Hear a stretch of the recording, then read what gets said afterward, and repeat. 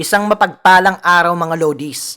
Unboxing at flexing naman tayo nitong LP40 Pro earbuds from Lenovo. Tama po kayo, upgraded version nga ito ng ating LP40 earbuds. May in-upload na po tayong LP40 unboxing video dito sa TikTok. At kung gusto nyo, pwede nyong panoorin din mamaya pagkatapos nitong LP40 Pro earbuds unboxing natin. Ito po ang actual box ng ating LP40 Pro earbuds.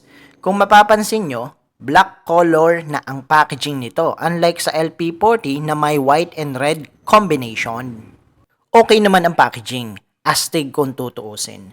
Perfect at presentable na pangregalo. Kahit hindi na balutin, palag-palag na.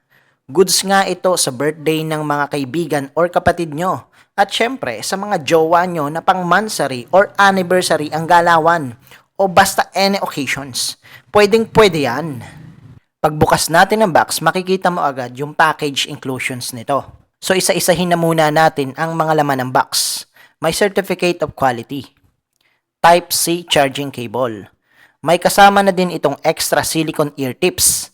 At syempre, yung product manual na naglalaman ng kompletong impormasyon kung papaano gamitin ang ating LP40 Pro earbuds.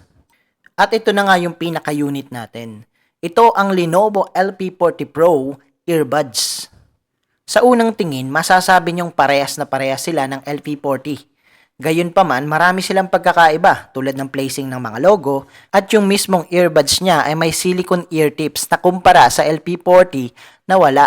Isa pa, marami itong available colors na pagpipilian unlike sa LP40 na white and black lang.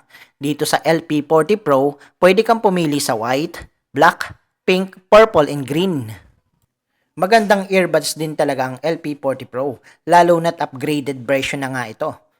Ang tanong, marami din bang bumili nito? Sa TikTok shop ay mayroon na itong almost 30,000 sales and counting at 4.7 star rating at kasalukuyan pa nga itong top 3 best-selling sa kategoryang earphones and headphones. So goods na goods nga pala ito. Kung trip nyo ang LP40 o LP40 Pro, click nyo lang yung yellow bag dyan sa lower left part ng inyong cellphone screen. Para sa karagdagang LP40 Pro review, pakisupport naman ang ating TikTok account by liking this video or clicking the follow button. Maraming salamat po!